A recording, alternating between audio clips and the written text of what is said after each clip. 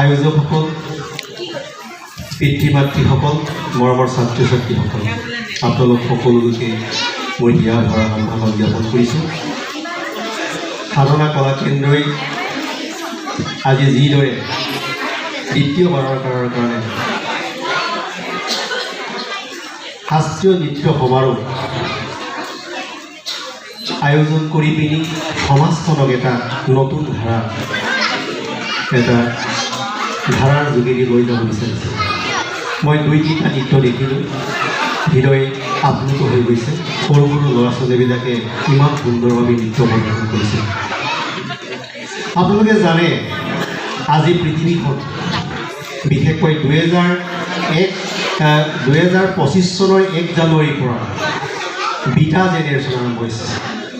ইয়াৰ আগত আছিলে আলফা, এনেকৈ প্ৰথমে আছিলে বেবী ব্ৰুম, তাৰপাছত আছিলে জেনেৰেশ্যন এক্স, তাৰপিছত আছিলে জেনেৰেশ্যন ৱাই, তাৰপিছত জেনেৰেশ্যন জেড, তাৰপিছত আলফা আছিলে বিটা। এই বিটা যুগটো আৰম্ভ হৈছে 2025 চনৰ 1 জানুৱাৰীৰ পৰা। সেই যুগটোত পৃথিৱীখন স্বয়ংক্ৰিয়ভাৱে চলিবলৈ আৰম্ভ কৰিছে।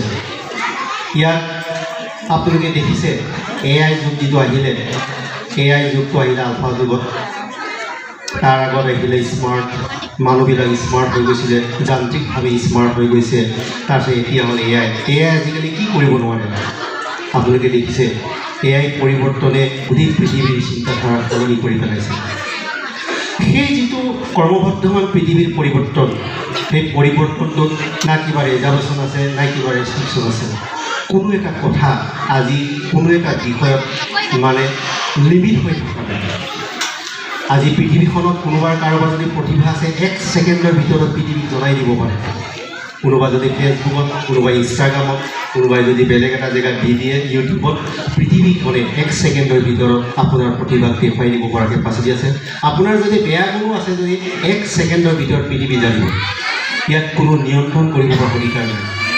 গতিকে এই পৃথিৱীখনত আমি নিজৰ ল'ৰা ছোৱালীবিলাকক যদি ভাল দিশলৈ যদি লৈ যাব বিচাৰোঁ, আজি যিটো পৃথিৱীখনত কিছুমান পাশ্চাত্যৰ যিটো সংস্কৃতি গঢ়ি তুলিছে, সেই পাশ্চাত্যৰ সংস্কৃতিক যদি আমি নিয়ন্ত্ৰণ কৰিব বিচাৰোঁ, তেতিয়া আমি সেই শাস্ত্ৰীয় যিটো আধ্যাত্মিকতাৰ এটা পৃথিৱীক আমি সমাজখনত গঢ়ি তুলিব লাগিব।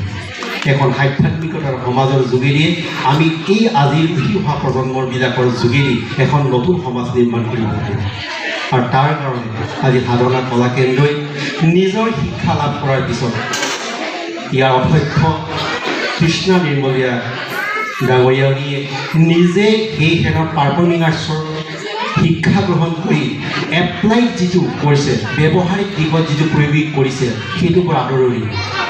বহুত শিক্ষা দীক্ষা ল'ৰা আছে, বহুত BTech কৰিছে, MTech কৰিছে, শিক্ষা গ্ৰহণ কৰিছে, MA কৰিছে, MBA কৰিছে, কিন্তু প্ৰয়োগিক দিশত যিটো ব্যৱহাৰিক দিশ, এই ব্যৱহাৰিক দিশটো ব্যৱহাৰ নকৰি ঘৰতে বহি থাকে। কিন্তু কৃষ্ণা নিৰ্মলীয়াই তাৰ এটা ব্যক্তিক্ৰমী এটা নিজৰ জীৱনধাৰা এটা যাত্ৰা আৰম্ভ কৰিছে, যি দ্বিতীয়বাৰৰ কাৰণে নৃত্য সমাৰোহ কৰি সেই সৰু সৰু ল'ৰা ছোৱালীবিলাকক আধ্যাত্মিকতাৰে জীৱনটো আৰম্ভ কৰিব দিছে। সেইটো ডাঙৰ অনুপ্ৰেৰণাৰ যোগ্য আৰু তেখেতক প্ৰশংসনীয় যোগ্য। গতিকে মই ভাবোঁ সাধনা কলা কেন্দ্ৰীয় সদূৰ ভৱিষ্যতে আৰু এনেকৈ নতুন প্ৰজন্মই আধ্যাত্মিকতাৰে এখন সমাজ নিৰ্মাণ কৰিব আৰু আমাৰ সেই উঠি অহা প্ৰজন্মৰ যোগেদি আমাৰ সমাজখনক এটা নতুন ধাৰা লৈ যাব বুলি মোৰ আশা ৰাখি, আৰু সমূহ উঠি অহা ল'ৰা ছোৱালীবিলাকক যিসকল কলাকুশলীয়ে মৰমৰ ছাত্ৰ ছাত্ৰীসকলে আজি ইয়াত আহি নিজৰ নৃত্য পৰিৱেশন কৰিছে, তেখেত সমূহলৈকে মোৰ আন্তৰিক শুভেচ্ছা জ্ঞাপন কৰিছোঁ। তোমালোকৰ ভৱিষ্যত উজ্জ্বল হওক আৰু সাধনা কলা কেন্দ্ৰই সদায় এনেকৈ নিজৰ লগতে সমাজখনক লৈ যাব পৰাকৈ ভগৱানৰ ওচৰত প্ৰাৰ্থনা কৰি মোৰ চমু বক্তব্য বিৱৰণ কৰিব। ধন্যবাদ।